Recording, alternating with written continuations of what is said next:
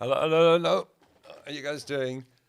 I'm going to talk a little bit about something that many people that I know, I don't know if it's like that with all of you, when it comes to music, when it comes to music theory, a lot of people are just saying, don't, don't talk about theory to me. I just want to feel the music. I just want to have, you know, um, which is great. My life, however, took me a bit on a different journey. I fell in love with music theory, and I love talking about it. I love explaining things about it, at least what I know, which isn't that much, but because you can just, you can literally carry on forever studying music. I think that's the beauty of it. Um, but I've spent the last 30 years looking at music theory, and I'm a rock musician. I've been touring, I've been out, I've been on stages and that sort of stuff. I'm not a classical musician, but I still really, really, really dig theory. Um, it helped me a lot in my musical understanding, in my musical journey, in understanding to listen to other musicians. It's just a beautiful thing to know. So I'm going to talk a bit about music theory, and if you're up for it, join me. And best would be if you do have a piece of paper, empty, and a pen, because that's still, for me, that's how I learned to start this whole music thing, and especially the theoretical part. And the beauty is that you can do this wherever you are. You don't need an instrument with you. You don't need, this is really just understanding the language of music on a theoretical stance. Okay, so I'm going to start with number one.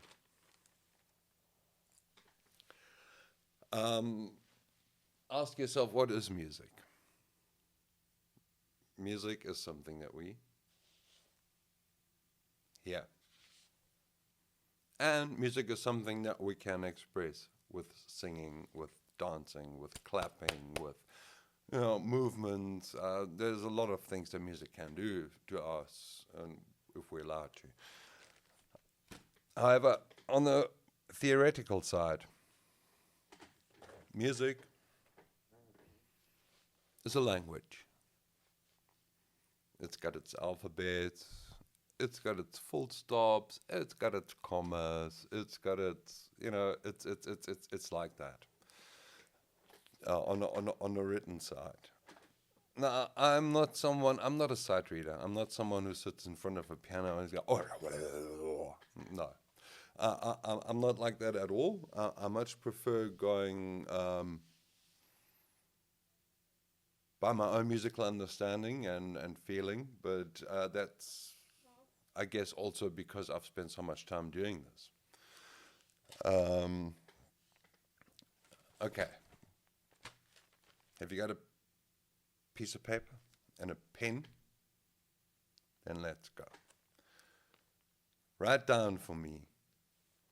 And use it landscape, please. Yeah, not horizontal. Use it this way. And we're going to write down C, D, E, F, G, A, B, and C.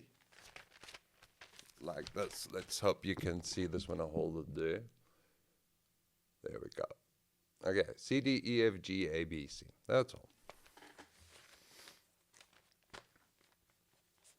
Now you can give this a heading and say this is a major scale. Major, major. Major meaning it sounds happy. Okay. There's your major scale. C, D, E, F, G, C. Okay. So in musical language, every letter has got a pitch. And over time, you will learn how to create words that are what we call harmonically, suited. So you make words with music. These words in music language, in my mind, they are called chords. You play chords. Chords become words. And just like in language, there are certain words that fit nicely together. That's why we have a flowing language. In music, we have the same. Certain chords, they flow nicely together. And that's what we want. We want it to sound nice. Okay. C, D, E, F, G, A, B, C. C, D, E, F, G, A, B, C. Now you may say, okay, this is really simple. It's not as simple as you may think. So because you might be able to say C, D, E, F, G, A, B, C. That's fine. But you got to add the tone to each note too.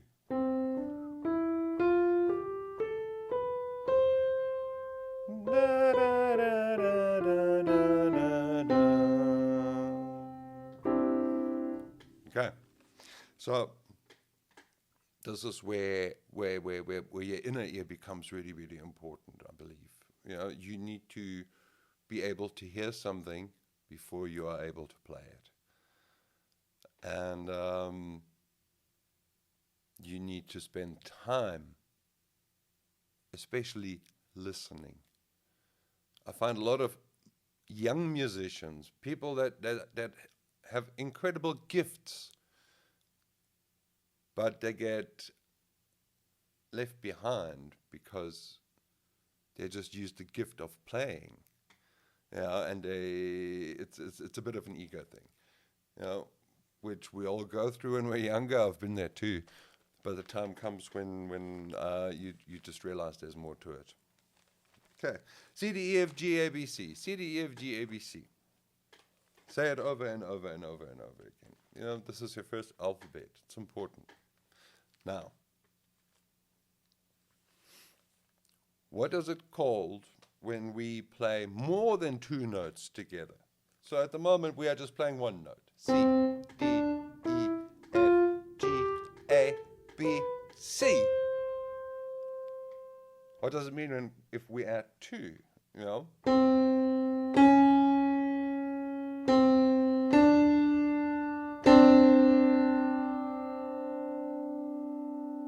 do that too.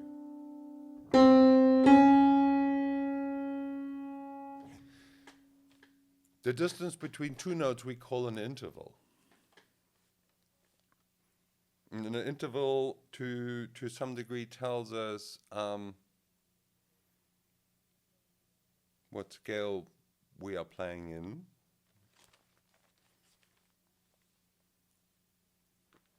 Now, in the major scale, we have notes that ring beautifully together.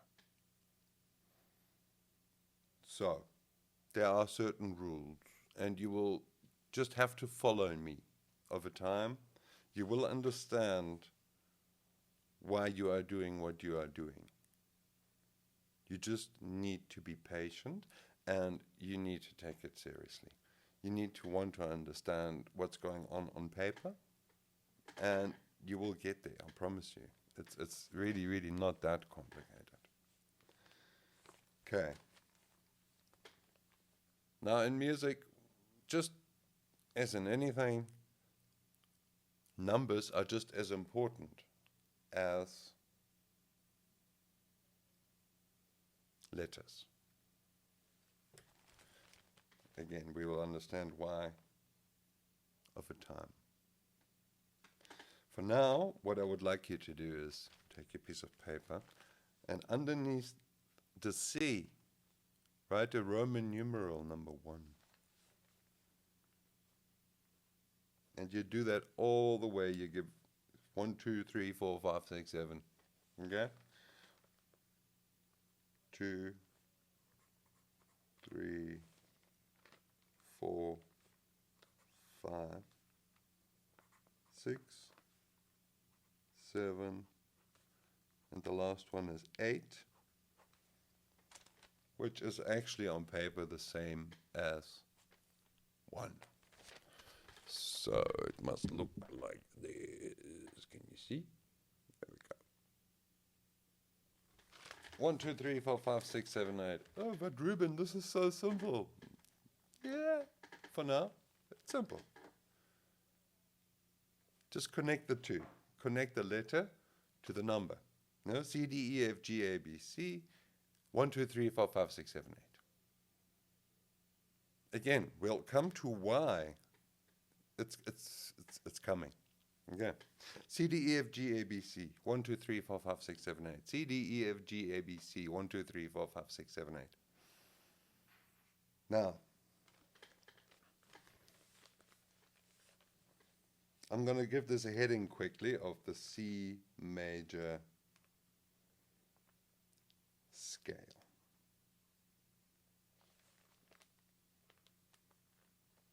Okay? So you are busy learning about the C major scale. And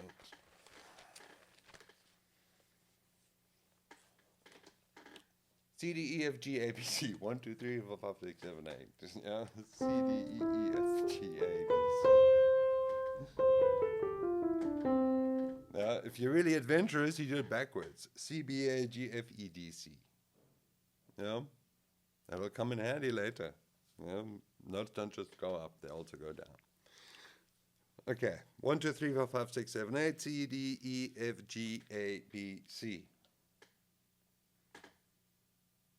Right. Now we get to the stage where we ask ourselves, okay, hold on. You look at the C on a piano, it's a white note. D is a white note. E is a white note. F is a white note. G is a white note, and so on, and so on, and so on. No? So your C major scale is a white scale. Yeah. Woo. Let's make it racial. Anyway, C, D, E, F, G, A, B, C. Learn it. C, D, E, F, G, A, B, C. There is no racism in music. Okay. Just to make sure of that.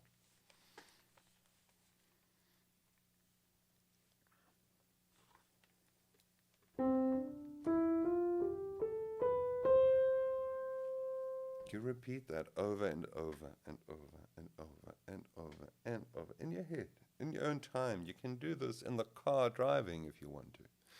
If you really, really want to learn, that's what you're going to have to do. You know, it's a lot of repetition, a lot of over and over and over. And the quicker you understand the concept of numbers relating to your letter of a note, the quicker you will understand, the further we go. Okay, we are only starting on C major. My next question to you would actually be, how many notes are there altogether in music? Any idea? How many notes are there? 8? 10? I'll make it easy. There's 12. Easy way to remember for me, how many disciples did Jesus have? 12. He had 12 disciples. How many day hours are there? 12. How many night hours are there? 12. We are bound by those kind of numbers for some reason. I'm just trying to make it, to simplify it for musical concepts. Okay, so we got 12 notes. There's 12 notes altogether. Yeah, and these notes are white and black. On a piano, it's just a representation, guys. just to make things easier to understand. All right. So, between C and D, I know I haven't got the piano on a video, but that's there's a reason to it for me, because I want you to listen. C, D. Now between C and D, there's a black note. Okay. Going up from C to the black note would make this a C sharp. Going down from D, going down onto the black note would make this a D flat. You're flattening the note. It's the same note. That's important to understand. It's the same note, just used in a completely different context. Okay, so we have a step from C to D in our major scale of C major. We've written it down from C to D. Now, there is a note in between. This note in between is what we call a semitone. So from C to D is what we would call a whole tone. From C to C sharp is a semitone. Important to understand. Okay, so our first step in a C major scale from C to D is actually a whole step. Whole. So I'm going to write a little W saying whole between C and D, between 1 and 2. I'm going to show you now once I've done it, so you get an idea of what I mean. Whole. Right, from D to E.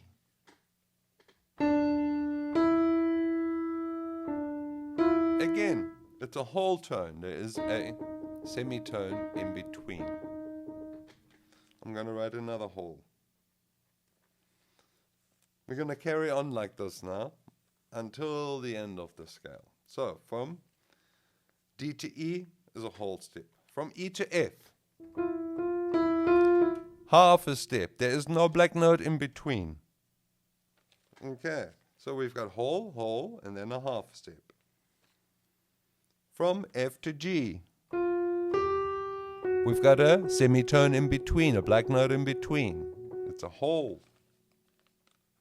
G to A, same thing again, whole. A to B, same thing again, whole. B to C,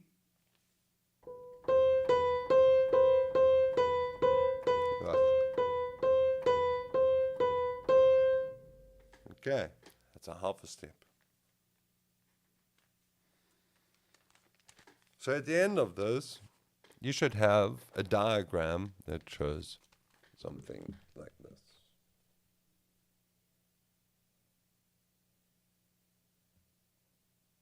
Can you see? I hope so. There we go. Now, from then,